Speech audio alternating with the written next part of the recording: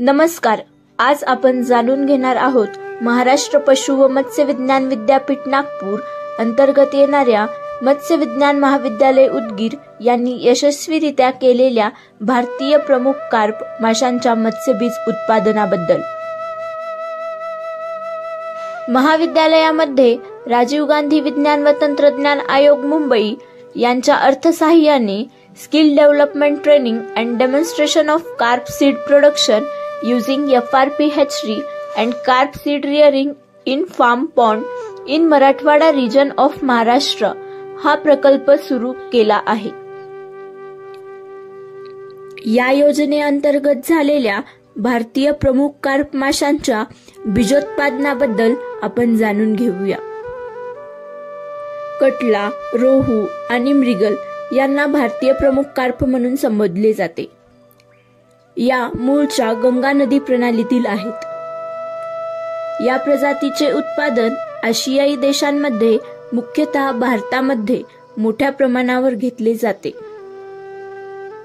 याचे कारण म्हणजे ग्राहकाची पसंती व त्या माशांना लागणारे वातावरण वाढीसाठी योग्य आहे.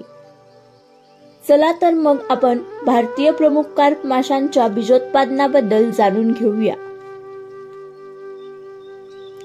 भारतीय प्रमुख कार्प हे मासे विषम लैंगिक आहेत आणि लिंगभेद मानवास केवळ प्रजनन हंगामातच ओळखता येतात. नरांच्या कल्ल्यामागील कुक्षिपर मादीच्या कुक्षिपरांपेक्षा खरखरीत असते. नरांच्या पोटावर हलकासा दाब दिल्यास पांढरे द्रव बाहेर येते.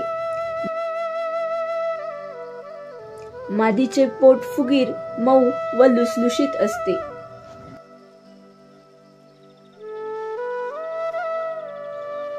FRP हॅचरीमध्ये यशस्वीरित्या बीजोत्पादन करण्यासाठी उत्कृष्ट दर्जाची प्रजनन मासे असणे हा महत्त्वाचा घटक आहे. निरोगी, रोगमुक्त 2 ते 4 वर्ष वयोगटातील 1 ते 5 किलो वजनाचे मासे सामान्यतः निवडले जातात.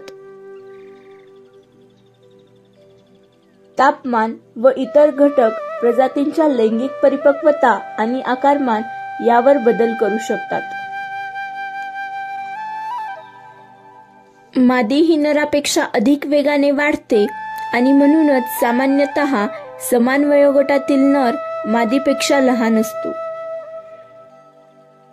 सर्व भारतीय प्रमुख कार्प हे वाहत्या नद्यांमध्ये हंगामी प्रजनन करणारे मासे आहेत.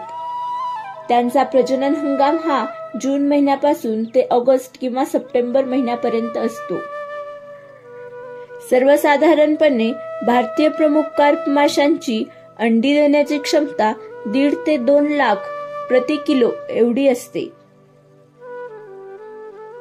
आता आपण जाणून घेणार आहोत FRP हॅचरीचा वापर करून भारतीय प्रमुख कार्प या माशांचे बीजोत्पादन कसे केले जाते. प्रजनन हंगामाच्या किमान 2 महिन्या अगोदर मासे तलावामध्ये संचयन करून पाळले जातात. प्रजननक्षम माशांना चांगल्या प्रतीचे आहार योग्य अंडकोश प्रगतीसाठी पुरवले जाते. एकदा आपल्याला उत्कृष्ट दर्जाचे ब्रूडर म्हणजेच प्रजननक्षम मासे मिळाले की पुढचा भाग असतो बीज उत्पादनाचा.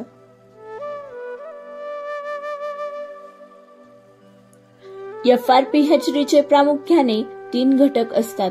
पहिला प्रजनन टाकी, दुसरा उबवणी टाकी व तिसरा मत्स्यजिरे संकलन टाकी. प्रजनन प्रक्रिया सुरू करण्यापूर्वी सर्व टाक्या पोटॅशियम परमॅंगनेटच्या म्हणजेच KMnO4च्या द्रावणाने निर्जंतुकीकरण करण्यासाठी धुवून घेतल्या जातात.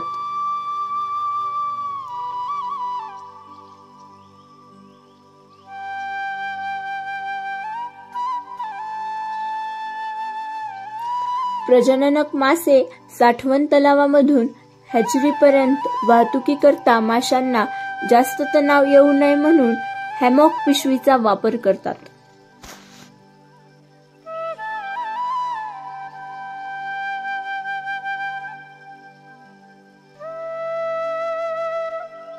प्रजननक्षम माशांना पोटॅशियम परमॅंगनेटच्या द्रावणात बुडवून निर्जंतुकीकरण केले जाते. व नंतर त्यांचे वजन घेतले जाते.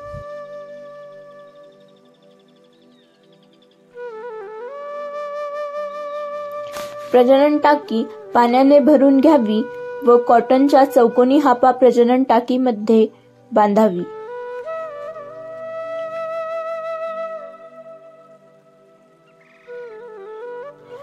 हातजाळ्यांमध्ये पकडलेले प्रजननक्षम मासे डोक्याकडून प्रजनन टाकीमध्ये सोडले जातात. हातजाळ्याचा घेर माशांच्या पंखाला अडकू नये म्हणून कमी ठेवतात. ह्या हातजाळ्या दोन्ही बाजूंनी उघड्या असतात.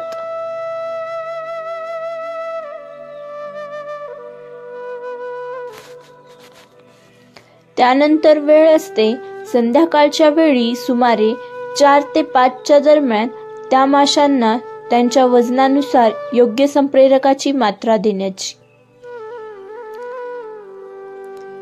येथे आम्ही गोनोप्रो या संप्रेरकाचा वापर केला आहे. त्याचे प्रमाण नर व मादीस त्यांच्या वजनानुसार वेगवेगळे दिले जाते. ते याप्रमाणे. ते म्हणजेच मादीस 0.5 मिली प्रति किलो तर नरास 0.3 मिली प्रति किलो. यशस्वीरित्या FRP हचरीमध्ये प्रजनन प्रक्रिया होण्यासाठी मादीचे नराशी गुणोत्तर सामान्यतः 1:1 ठेवले जाते. रात्रीच्या वेळी मोटारीच्या साहाय्याने पाण्याचा प्रवाह हा संथ गतीने चालू केला जातो व तसेच कृत्रिम पाऊस म्हणजेच शावर सुद्धा चालू केला जातो. अशा प्रकारे नैसर्गिक वातावरणाची निर्मिती केली जाते.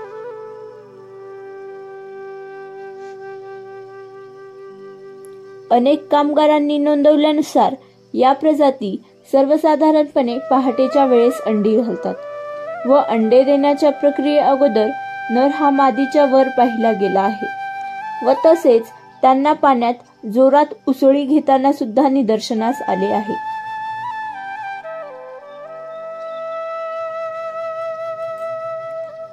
तयार झालेली अंडी ही प्रजनन टाकीच्या खालील भागात असलेल्या पाईप म्हणजेच डकआउट पाईपद्वारे संकलन टाकीत हापाद्वारे या अंड्याचे संचयन केले जाते. येथे प्रजनन टाकीमध्ये पाण्याचा प्रवाह 1 ते 1.5 लिटर प्रति सेकंद एवढा असतो.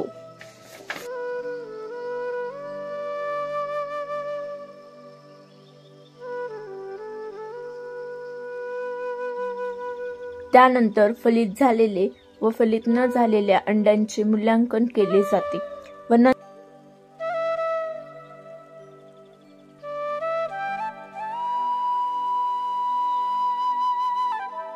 नंतर अंड्यांना उबवणी टाकीमध्ये हस्तांतरित केले जाते.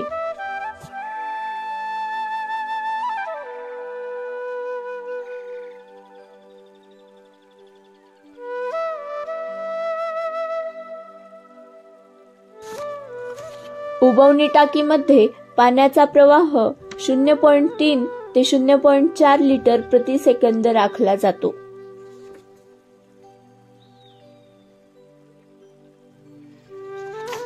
उबवणी टाकीच्या बुडाला असलेल्या खार्चमध्ये FRP सॉकेट बसवतात व सॉकेटच्या भोवती नायलॉनची बारीक जाळी घट्ट ताणून बसवतात. टाकीच्या मधोमध छिद्रात 0.9 मीटरचा PVC पाईप बसवला जातो. पाण्यावरती येणारा तवंग किंवा फेस हा वरच्या भागात लाकडी काठी लावून चंचुपात्राच्या द्वारे काढून टाकला जातो.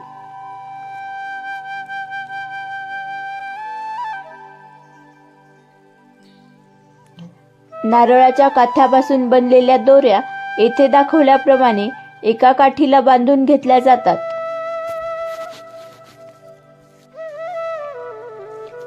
दुसरे टोक हे जड वस्तूंनी बांधावे व पोटॅशियम परमॅंगनेटच्या द्रावणाने स्वच्छ धुवून घ्यावे.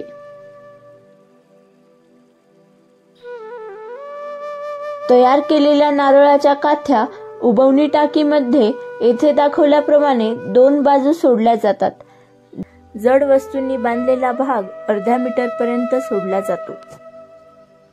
त्यामुळे त्या पाण्यात स्थिर उभ्या असतात. या दोऱ्यांच्या साहाय्याने पिल्ले बाहेर पडल्यानंतर शिल्लक राहिलेल्या अंड्यांचे कवच काथ्याला चिकटते.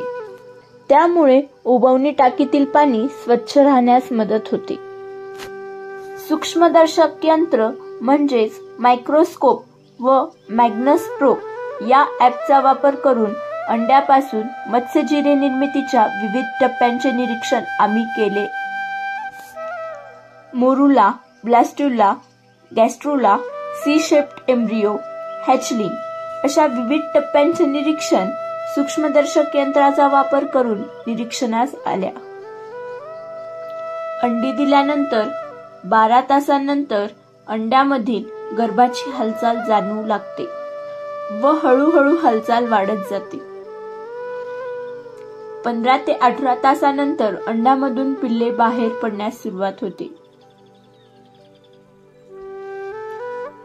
मत्स्यजिरे झाल्यानंतर ते मत्स्यजिरे संकलन टाकीमध्ये हॅपाच्या साहाय्याने एकत्रित केले जातात व तेथून त्यांचे पाण्याची योग्य मात्रा वापरून पॉलिथिनच्या पिशव्यांद्वारे हस्तांतरण केले जाते.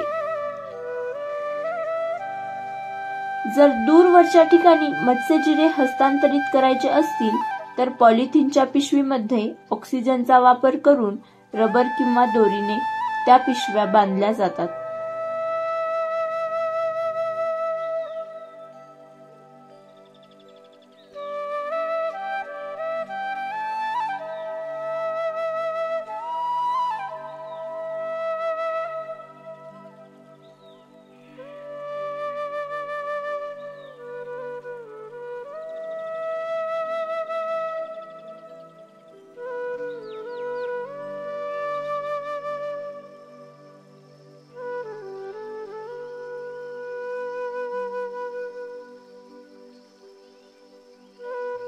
मत्स्यजिरे असलेल्या पिशव्या खोलून मत्स्यजिरे अलगदरित्या नर्सरी पॉन्ड मध्ये सोडल्या जातात.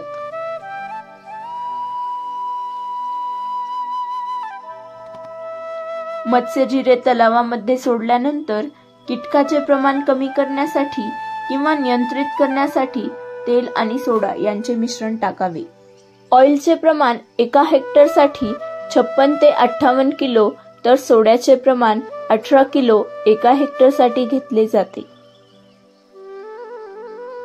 14 ते 15 दिवसांच्या नंतर मत्स्यबीजांचा आकार सरासरी 2 सेंटीमीटर एवढा नोंदवला आहे.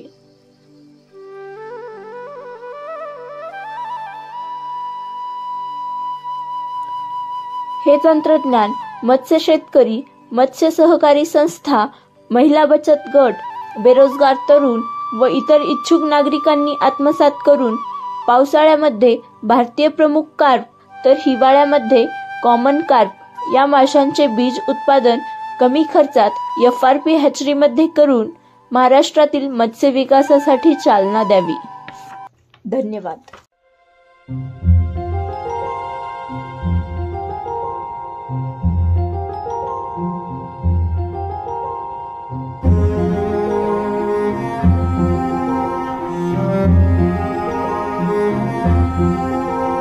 Thank you.